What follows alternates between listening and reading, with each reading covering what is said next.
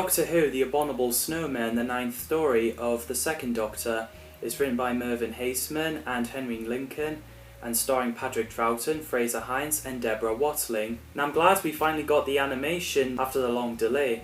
So the story got filmed in North Wales Mountain, Pass at Nant Franken, used for Tibet from 4th to 9th of September 1967. A 6-part story has lost 5 parts, but one survived, which is part 2, and got released on VHS as part of the Troughton years back in 1991.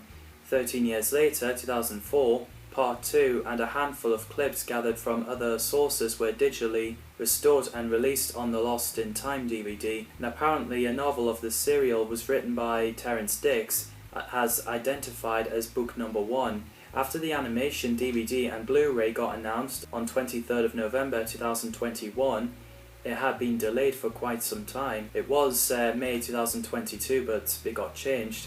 There was rumours about the end of Doctor Who animation due to budget. There's also rumours about 1960s episodes or stories that was found in Middle East, but they wouldn't give the BBC the video unless they gave political favours, not money. The Collection Season 2 box set with Crusade Reconstruction got announced, and eventually on 5th of September 2022, the animation DVD finally got released, and I've finally seen the story. Yes! I love the animation and the artwork on the DVD cover. When I showed it to my gran who watched Doctor Who growing up with the first 4, especially William Hartnell, she said the animation reminded her of Scooby-Doo, which I like that. So we get a scary start where Professor Travers heard his companion screamed as he's killed by something, could be the Abominable Snowmen. The Doctor, Jamie and Victoria arrived. They're in Tibet in Himalayas in 1935, and I love the bit where the TARDIS team was searching in the chest for Ganta, and he finds a little machine and said, whatever that is, he's glad to see it again. And also when they found sword and bagpipes. I also like the Doctor's furry coat, it suits Troughton. They brought out second Doctor wearing that coat with the TARDIS from the story action figures, which is really cool. So the Doctor has a look and sees a giant footprint after he ordered Jamie and Victoria to wait in the TARDIS, but Victoria wanted to look around. Jamie didn't want to, but he went, so Victoria doesn't go on her own. As they reach the mountain, inside is made of wood. It looks like it was built by a man, which is a nice build-up. The stack of silver spheres looks pretty cool. Meanwhile, the Doctor goes inside the monastery and meets Professor Travers and the monks. They suspected that the Doctor killed Travers' companion, so he gets locked away and gets questioned by Travers. The Doctor tells him he didn't kill his companion, but he didn't believe him as he left. Chris Song realises the Doctor isn't a killer. The bit where the cave opens and Yeti coming in broke Jamie's sword, and moving towards Victoria is pretty suspenseful.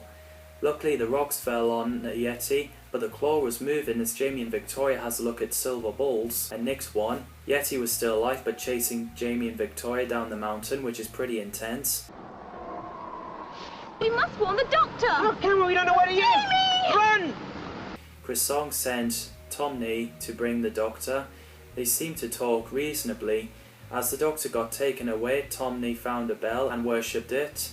So he went into the chamber with Songston and speaks to Padmasambhava. They both got orders that the Doctor should be treated kindly and respected. Man, this is scary stuff. We must make certain that Doctor learns nothing of what is happening.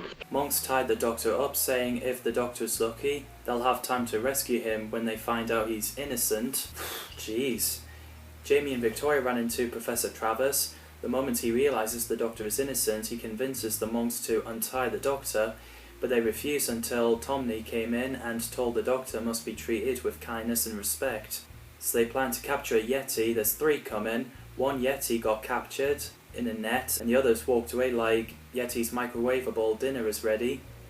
The Doctor realises the Yeti is a robot, and there was something inside it which turns out to be a silver sphere moving with a whistle sounding like that. This creature certainly doesn't seem to be flesh and blood. What?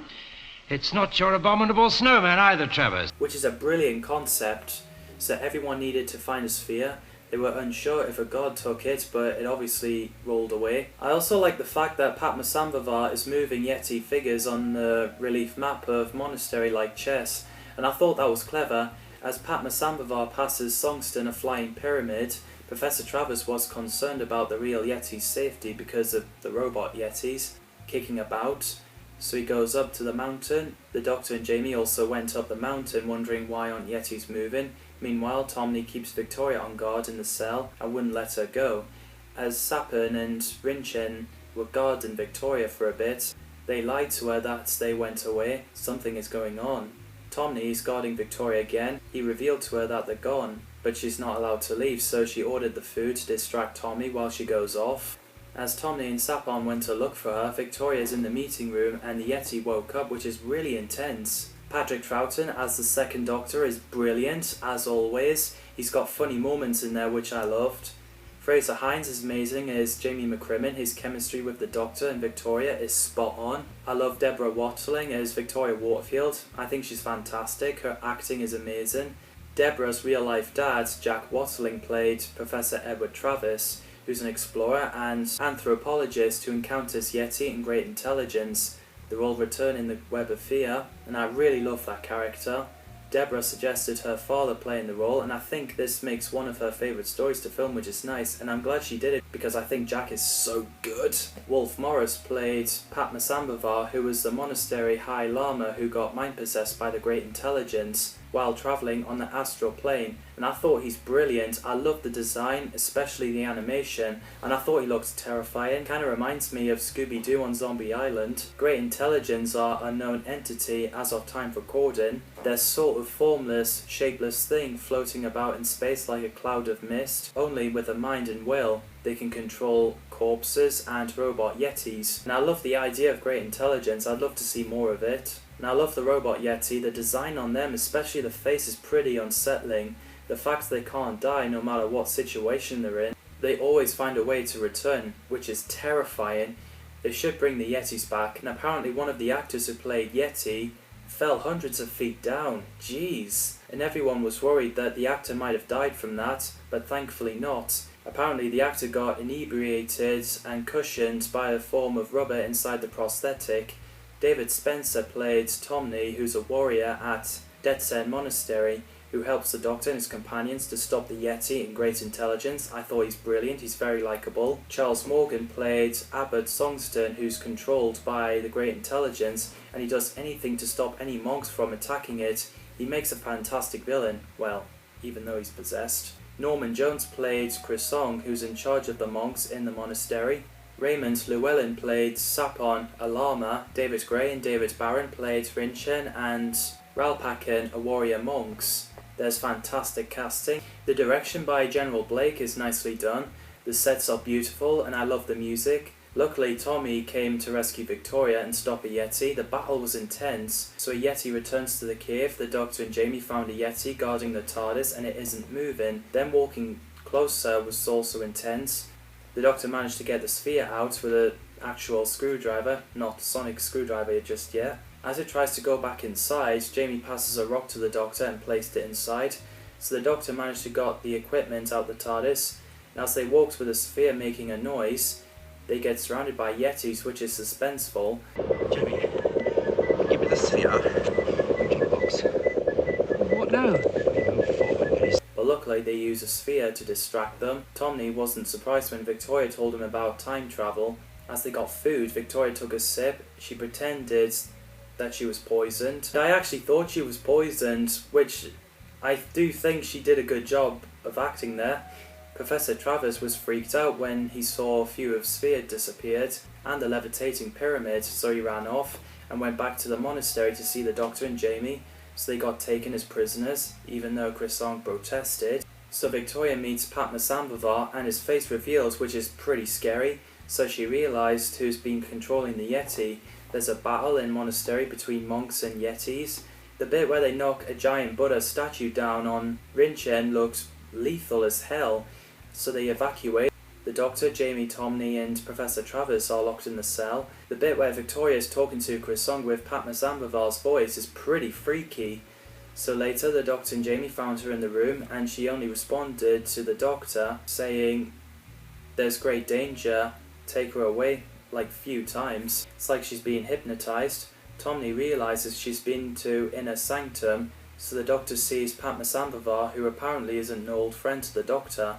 We learn that his corpse is possessed by a great intelligence. After when he went to sleep, the Doctor went back to Victoria and got her to forget what she saw and sleep, and then woke up and she's okay again. And it's pretty funny when Jamie was about to sleep too, and the Doctor's like, "Not you, Jamie." The Doctor reveals that the Yetis are controlled by the monastery itself, and Professor Travers recalls what happened in the cave. While there's corporeal form of the great intelligence spreading in the cave, as the Doctor realises Songton has got the pyramid and Yeti hasn't hurt him, the Doctor is worried that Chris Song is with him, so they ran off. As Chris Song tries to get Songton away, he gets impaled. Everyone ran in as he's dying, and he realises that Songton killed Chris Song, so he's placed under arrest. As Padmasambhava moves Yeti to attack a monastery, the Doctor, Victoria, Jamie and Tomney went to the door of Inner Sanctum, hearing the voice of Padmasambhava. The Doctor went in and it sounded like he's screaming in pain, so Victoria, Jamie and Tomney came in to smash the controls and pyramids. The bit where Padmasambhava levitates like a ghost is really cool.